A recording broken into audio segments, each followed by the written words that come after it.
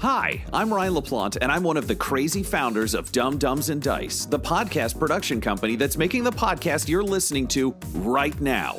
Now, we're clearly busy. We're producing 5 weekly podcasts and a 6th event podcast, but we want to take this time to invite you to become a part of our company and a part of our Patreon at patreon.com/dumbdumbdice. You can get access to our Discord, access to exclusive DM and character chats. You can get the chance to name characters in our shows and vote on the way their stories will progress. You can even become a recurring NPC and hear yourself interacting with our characters each week through the voice of Tom. You can become a patron for as little as $1, and there's great value for you at even that level. So please, join the Dumb Dumbs and Dice family and help us make even more content in a way that you are guaranteed to love. That's patreon.com/dumbdumbdice. DUMBDICE. So let's do something dumb together, and thanks for listening. I am Executron, god of merchandising, and I came into existence because Dumb Dumbs and Dice has its own merchandise. That's a god pun. Get it? Dice? Merchandise? Anyways, you can get t-shirts, hoodies, spiral notebooks, clocks, wall art, throw pillows, bags, and even stickers emblazoned with your favorite Dumb Dumbs and Dice characters and their catchphrases. There are plenty of different designs available, so there is guaranteed to be something you love. To show your love of Dumb Dumbs and Dice, go to redbubble.com/people/dumbdumbdice. That's DUMBDICE. One more time for the mortals in the back, redbubble.com/people/dumbdumbdice. Get your merchandise today. All art supplied by the brilliant Decapitated Markers. Welcome back to Dumb, Scum, and Villainy, a Dumb Dumbs and Dice podcast where professional voiceover artists and improvisers explore the underworld of this Star Wars Edge of the Empire role-playing game. I'm your host, Blotto the Toydarian. This series features our Game Master Tom McGee, Ryan LaPlante as Abraxes Brash Korr, Tyler Hewitt as Vic Denbar, and Adam McNamara as the forgetful psychopath Wakka Wakka Fonzie. Our heroes befriended the mysterious agent Stirling. Wakka Wakka Fonzie forced Brash to shoot Gronk when he wouldn't leave the droid behind. And Vic chose a new identity as Renegade, master of espionage. There, you're caught up. So get out of my shop or spend money. No credits, only money. So you're making your way through a darkened tunnel. The mine is deep inside the sort of deep into the asteroid.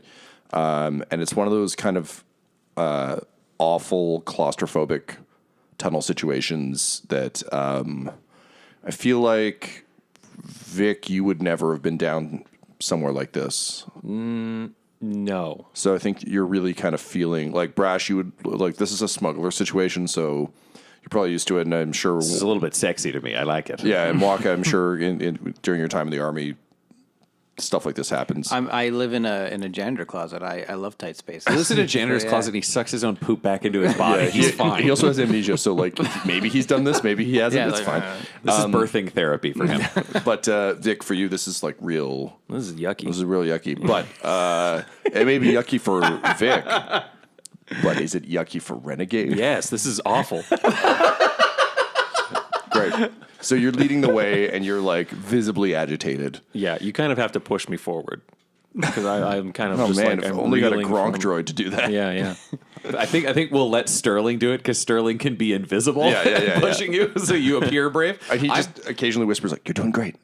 Yeah, my problem is the gun I took back from you is sticky. Why is it sticky? Like, I'm trying to rub it off on my clothes and stay looking cool, but it's very frustrating. I can't kiss it to apologize for the fact that I lost it because it's sticky. That's how Vic kept it on him. He just stuck it to himself. If you kiss your guns, do they have names? Do your guns have names? I think, yes, they had to earn it, which is why it was so bothersome that you got one, because one is... Bert and Ernie? One is called... No, I named them after my siblings because I fucking hate my siblings, so I need somebody to work with me. And see, because I'm a Falleen, and I just decided as Ryan that I was like, all Falleen names start with an X. So my siblings are Zalpha and Zomagon. Okay. Because my parents wanted them to be the alpha and omega of business. Zalpha, Zomagon. Yep, I'm right there with you. And then they named me Abraxes because I was an accident who would not receive anything. So I just got my, Zabraxes. They just put an X in the name. Who knows? Honestly, it's like they sneezed and someone wrote it on the certificate. There's a lot of fury about this that I do not express. But I get to own my siblings, and they get to they get to defend me and do the criminal things I want them to do. So it's petty, but it makes me feel fulfilled in some small, gross way. I mean, yeah, that sounds about right. I don't know if I've ever told anyone I named them that.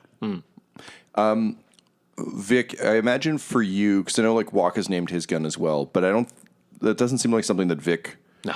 But would Renegade? Yes. Renegade, I guess, would have a name for the Derringer that was handed to him. What's the name of the Derringer? Lil Renegade.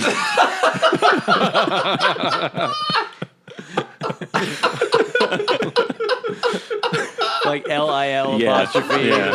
Yeah. In my head, it's just the noisy cricket, like not in power, but in terms of look. Overall aesthetic. Yeah. Oh, that's very dumb. I like it a lot. Lil Renegade. Okay, great. So if you'll recall from last episode, the plan that you guys are currently working on is to send Renegade forward to encounter a Black Sun patrol and surrender in cowardice, and then to track him to where the leader of the Slicers is being held. Are you guys then, I guess, you're a ways back, I would assume? Yeah, we're probably... So, I mean, Stirling has to be with Vic, or he keeps not moving, but Stirling's invisible, so... Yeah. So Stirling is obviously on Vic's back. And also, if just like they open fire on him, it's helpful to have someone there to help. But the rest of you are kind of like... We're sneaking... Back. Yeah, we're back down the hall. Enough that we could cover if shit goes bad, but far enough away we're not getting spotted right away. Cool. So you continue making your way kind of deeper into the tunnel, and you kind of open up into a large cavern. And as you do so, you can kind of hear some voices in the distance. Now, Renegade, were you on board with this plan? You were going to lead everyone, but were you on board with the get captured and surrender? Yes, as a clever ruse. Okay, as kind of with like, I'll let them think they've captured me kind of thing. So you step into kind of a large cavern where clearly this tunnel kind of... It's not where it ends, but it's definitely a major sort of junction, natural cavern. And you can see 5 Black Sun mercenaries just kind of dragging some equipment out of the way. It seems the tunnel ahead is blocked. So they're kind of dragging a drill, like an old rusted drill machine. Oh, okay. Not using charges or anything. They're trying to bore their way through? No, this is some equipment that was left there and seemed to have been moved. You get the sense that the Slicers likely moved it, did some kind of technical wizardry to like stop up the gap. Okay. So they're just dragging all the shit out of the way, trying to unstop the hole. I thought they were trying to do like actively mine through a No. Okay. This is all very similar to the Gronk droids, all very old gear. Got it. Okay. Yeah. And Stirling will kind of like give me some extra nudges, like push me forward, like, okay, I got it. And like shrug him off. You try and shrug him off, but like he's not there because he's invisible. And kind of wave where he might be. All right. Got it. And I'll like, adjust my was it a black denim vest? Yes, it's a black denim vest. Yeah. Over top of your silk turtleneck, deep V. The world's worst Han Solo cosplay. Yeah. Just with a red bandana on. Yeah, this is like the meeting of the Juggalos Han Solo. And I'll it's like it is, like I don't like being down here. I wasn't aware of how, gross and like kind of scary it would be to be in an underground mine. But I'll like kind of, get into character, kind of find Renegade, right? And then become Renegade. And then I'll stride confidently into the middle of the open area and loudly clear my throat. And you just hear like the screeching of the metal stop, and they all turn to look at you. My name is Renegade. And I am here to peacefully surrender. And I'll raise my hands. As you were saying, like Renegade, their guns were coming up, and then when you raise your hands, they're confused. And finally, a human who's clearly had some bionic stuff done to her face. She's kind of got like robot eyes, and sort of like a visor steps forward. She says, "You with the slicers?" Yes. Yes, I am. Give me one reason why I shouldn't kill you. Because you're after the slicers. And I like give her like finger guns, like you're looking for slicers and you got one. She turns to her companions, who are all looking equally confused. And one of them, who seems to be like think the shitty like Walmart equivalent of an IG-88. So Okay. like, you know, the President's Choice IG-88. So it's just like a little boxier, and like his head's a square for some reason. Sure. And the droid says, "Perhaps we should shoot it just to be safe." No. Capture me. Take me hostage. This sounds like a clever ruse. Well, I mean, yes, it would be extremely clever. He looks smug. Whoever would be brave enough to stroll out here in the middle of your operation and surrender would clearly have to be some kind of mastermind, but that's not the case right now. I Renegade. The slicer. Slicer? Is it splicer or slicer? It is Slicer. I'm a slicer and I'm here to surrender. Can you roll me a deception check, Okay, please? sure. So deception and cunning. Okay, so that's so cunning being the characteristic. That's like the number of dice, and then the skill is how many of them would be yellow. Whichever is higher. Whichever is higher is the green. Is how many? Yeah, is the base green, Got and then however many ranks you have over and above that, turn them into yellow. So, Tom, what kind of dice are you going to add to the mix on this one? Oh, Ryan, I'm so glad you asked. We're gonna say 3 purple. And then I'm going to spend a point of destiny to make one of those purples a spooky challenge dice. I will give you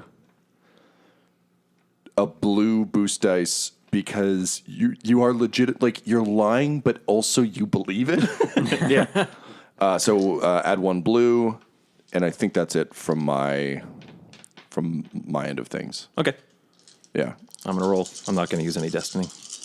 Vic doesn't need destiny. Renegade makes his own fate. Wow, that's a lot of blank dice. It's all right. 1 fail, 2 threats, 3 successes, and that So you have 2 success and 1 advantage. yeah, 2 success and no, sorry, just a net of 2 successes. So the sort of leader with the bionic eyes, like turns and just pushes the droid over, just full on shoves the droid, and the droid has no stabilizers, and she goes, "Uh-oh," and falls over. Down I go. And she says, "You fool. He is a slicer, and we are looking for slicers. We must take him." Yes. Yes. Look, he acknowledges it. You stupid droid. You She kicks the got me. droid. So she nods to one of her companions, and he kind of runs over and very like roughly like grabs your arms and slaps a pair of cuffs on you. He pats you down, and he pulls out the Derringer, and he looks at it, and he kind of laughs, and he shows it to his boss, and she laughs. And she's like, "What is that?" That's Lil Renegade. Be careful around her. She's a feisty firecracker of a little gun. The guy just tosses it down the abyss. What? No, hey, a friend gave that to me. I get. Well, you you like as you're standing there, your foot gets like sidekicked by an invisible foot. Down I go.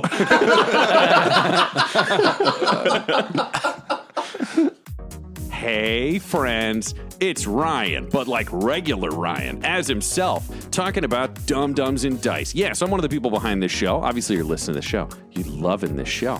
Somebody's doing great. Probably not me, but like Tom, he does really good work.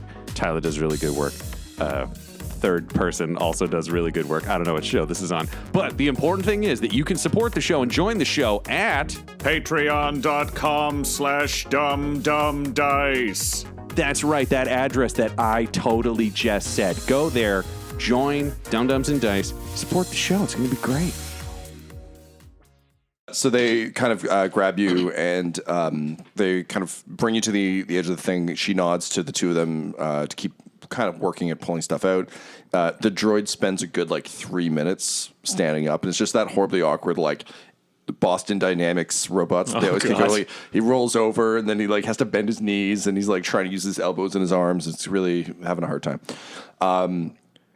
The rest of you, I assume, are still hanging back. Yeah, we got to watch to see how this is going to go. Because is there a way to follow, or would we have to walk through the open space? You'll have to walk through the open space, or you can wait for them to enter the tunnel and then follow. Well, my fork gun's got a sniper scope, so I can watch them. Sure. Through Okay, through the sniper we'll scope. hold position then. We're going to play this smart. Cool. And Stirling, unfortunately, can't move right now, or they'll see him, aside from kicking Vic for losing his gun. So he is just kind of standing there. I think maybe with your scope, you can pick him up because it's getting thermal imaging of the guy who's clearly standing there. So he's kind of pressed against a wall, just laying low. So after a few minutes, they managed to drag the last of the equipment out. They're grumbling the whole time. It seems that the slicers hacked the hardware on these sort of small mining droids and got them to jam up the thing. Vic, you're being kind of held captive. Would you stay silent during this whole thing? No, Vic would be real chatty and I think unintentionally helpful, just loudly being oh man, so you're just a small crew, 5 guys, huh? Boy, that's probably a lot of hard work for you to have to move all that machinery, just the 5 of you. So now the group knows how many enemies there are and stuff like that. And it's well, that is one big gun. How come he gets to hold the big gun and everyone else has the little guns? And so just cool. Constantly doing that shit. Cool. So we'll say I'll add 1 boost forward to whatever the party's next fucking with these guys roll is. So eventually they move the gear out of the way, and their leader kind of nods to the 2 toughs who are carrying you, and they start dragging you forward into the smaller tunnel. I assume the 2 of you follow. Yeah, we'll follow at a distance. So all of you kind of make it through the rest of the tunnel. You don't encounter any of the other slicers. They seem to have successfully kind of thrown off the Black Sun. You come out the emergency exit into the sort of air bubble, so the actual Comstar base. This is definitely like a service entrance that's not really supposed to be used, but it's clearly seen a lot of foot traffic from Black Sun. And you see that the space is actually fairly bustling. There's a lot of Black Sun coming and going. For you, Vic, what you see coming out of the tunnel, there's a large central sort of HQ building that seems to have the Comstar logo on it, and it's clearly kind of the office for the space. It's got a giant radar dish on top. So it seems to be kind of the central routing unit for the comm station. You can also see some low-lying buildings. It's not like an army is here, but there's a decent amount of goons kind of coming and going. And they start dragging you towards the HQ building. Also, the air is so much fresher up here. It's real nice. Oh, thank you, guys. It was so just dank and gross in there. It was dank. I cannot smell, but if I could, it would have been dank. Yeah. This guy gets it. Thank you. Who are you? I'm GG22. GG22 gets it, guys. Yay, I got it. Yeah, I bet the GG stands for GG gets, and then it is just kind of implied. The lady gags you.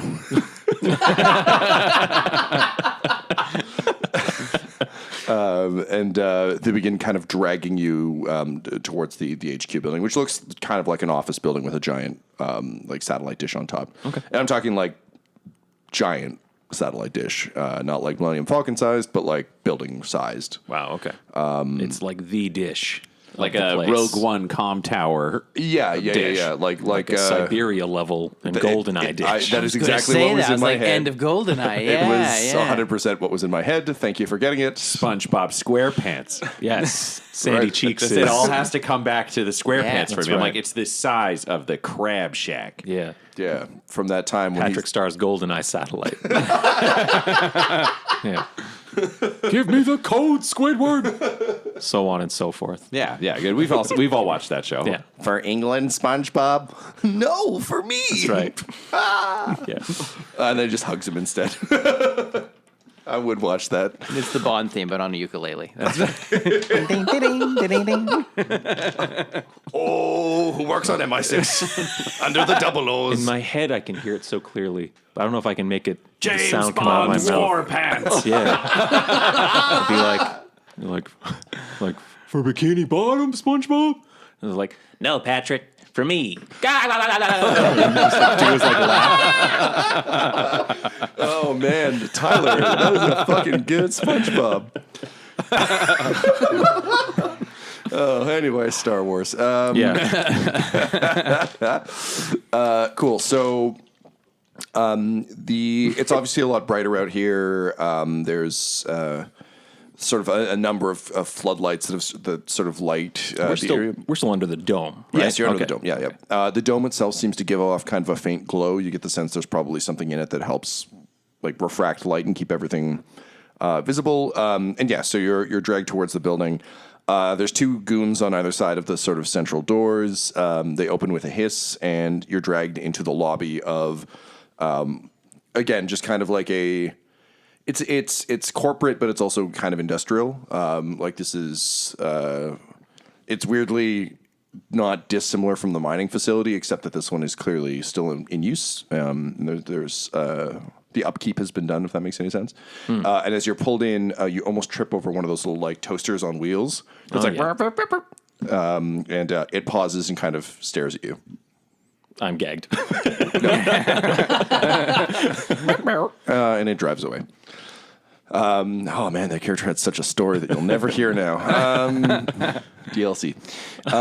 Cool. So let's cut back to Wakka and Brash. You guys are kind of at the mouth of this. Is Stirling with us, or is Stirling slunk away, or we don't know where Stirling is? Because Stirling's invisible, so we very well might not know. Yeah, I don't think. I think Stirling's general goal is to stay as close to Vic as he can, because he doesn't really feel like Vic can handle himself in a fight. So Stirling's our ace in the hole, where I'm like, man, he's around. Yeah, like he handed Vic like a secret derringer up his sleeve so he could feel special, but Stirling is the gun up his sleeve. So, Wakka, awkward moment. I was not aware that the mine attached to the bubble. We can't just shoot our way through a whole army. And I sort of don't have a plan. And then I just like flip my hair and switch my vest and look really good, because I'm now just trying to fill airtime because I don't have a plan. Okay, so from my scope, I saw that the doors are guarded. So Yes. what if we went back to our original plan and drove the two ships into the dome, and then we can free everybody? So you're saying we should go back, fly away, kill everyone, and then rescue. You are going to put parts of them into a necklace, aren't you? I think maybe we need to rethink this. All right. So looking out, we see the building. It's got two guards. How many other people are on? Like, what's the setup between us and this important door? Between you and that is kind of just in a semi-open space. To your left and right, there's like a few sort of think like almost golf carts kicking around. The best way to think of this is kind of as like a frontier outpost. So you can see a couple of side buildings. There's like what looks to be almost an apartment complex for workers. There's like a rec center to your right. there's a few ships that have been parked inside the dome that have been brought through. You can see kind of the massive. We'll say that you've entered from the west, so you can see the massive entry, like airlocks for the ships at the north and south. So basically, if you're asking like, can you stealth your way to these doors? It's kind of you can get halfway there, and then the last half is a Straight walk. Straight walk. Yep. That said, you aren't. The schematics you had were that Stirling found were for the mines, not this city, facility. yeah. But based on kind of your knowledge of this sort of stuff, it wouldn't make sense to not have underground tunnels connecting a lot of these buildings. So even though you might not be able to walk through the front door, odds are the apartment has at least an emergency access to. All of these buildings should connect to the central terminal. Because they also need to be set up in case the dome breaks. That's it doesn't exactly just kill it. anybody. Yeah.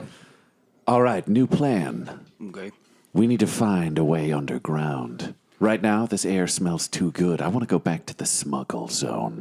It's where Brash belongs. Okay. Because then when we get underground, we can go in, we can free our friends, we can get the hell out, and everybody in this whole dome gets brashed. You know, if we had a Gronk droid, we could have maybe used it as diversion. This is blatantly untrue, but we could maybe take a look at some of these golf carts, maybe send them zooming around. If they've got autopilot, crank those speeds. Okay, what if we send a golf cart to the door, and then it'll bump into it, and then they'll open it and be like, what's this cart doing here? And then I'll shoot them with my sniper scope. If we're just going to shoot them, why send the cart? It's a diversion. They're not going to expect a cart or a fork gun to the face. I agree with you in principle. They would not expect that. Okay. Neither would I. Ooh, okay. I'm on the golf cart and under a blanket, and then you push it and you say special delivery, and they'd be like, I'm not expecting, and then boom, bang with the fork gun. Again, if we are just going to shoot them, you can do that from here. Okay, what if you're under the blanket? This time me. I'm letting him keep going, but I'm actively looking for things in the ground because I can probably keep him on this conversation as we go into a tunnel. Okay, we're under a blanket together, and we're outside, and we make spooky noises, and when they run away, then we shoot them. See, that's pretty good. And as you're saying this, like the two of you are like walking the perimeter and like trying to find things. And then, Ryan, I'd say the rec center is probably closer and kind of the bigger, more chaotic building. So you guys make your way there. Wakka, you're still explaining this cart theory as you two kind of like enter the building. Yeah. Okay, so we each have a cart. So looking around, you can see some bodies. It looks like some of the staff were here when the Black Sun showed up. But yeah, think like just like a YMCA style thing. This is where all of the people would come for entertainment. So there's like a theater and there's a swimming pool and a gym. And there's dead bodies everywhere? There are a few dead bodies. Yes, it seems like the staff that the Black Sun encountered here they just shot. Okay, so during my musings, I brought a golf cart with me, and so I start taking the bodies and I start putting them on the golf cart. You're like, don't worry, I think I can use this. Are there any like large sticks in the area? Sure, yeah. There's like a room full of rental gym gear. See, the reason that this has actually happened is once we got into the building, I managed to find somewhere where I'm just looking for schematics. So I'm in the office looking around, not realizing he's secretly brought a golf cart in and stacked bodies. He went back out and got a golf cart. Yeah. While I'm in here, like finding things, assuming like we're gonna find the plans. We're all going to the tunnel. So for Brash's part of this plot, it's like David Fincher, like dark atmospheric music playing as he like looks through the files and is like doing all the cool espionage shit. Fonzie, what do you think your like building this death cart theme is? There's another song in my head. It said "My Death Cart and Me," and it's like, by Death Cart for Cutie. Yeah, it's like da da da da da da da, making a trap and making some friends. It's the death cart.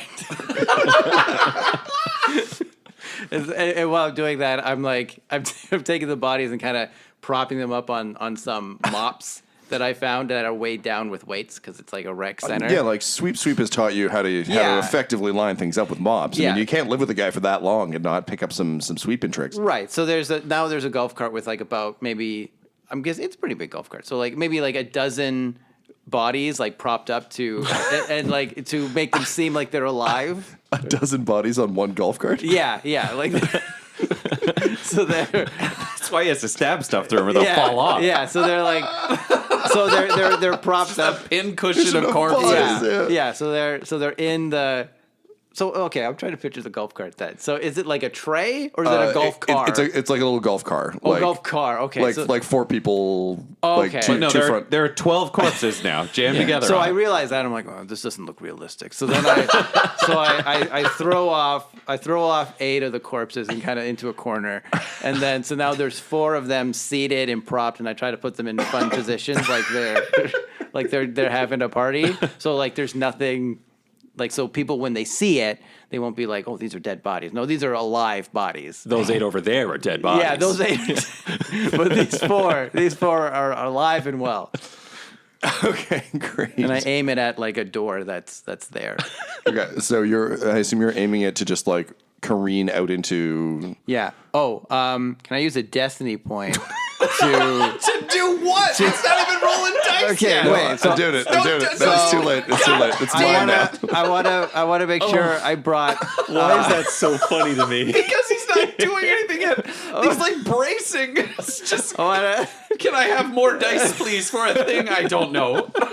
So I want to make sure I brought some of my space grenades with me. So I brought 4 space grenades. I put a grenade in each of the people's mouths, so they're. So I just set them up so that I'm working on this while you're looking for the files. Okay. Cool. Yeah. So Brash, you find the emergency. I want to use a destiny point.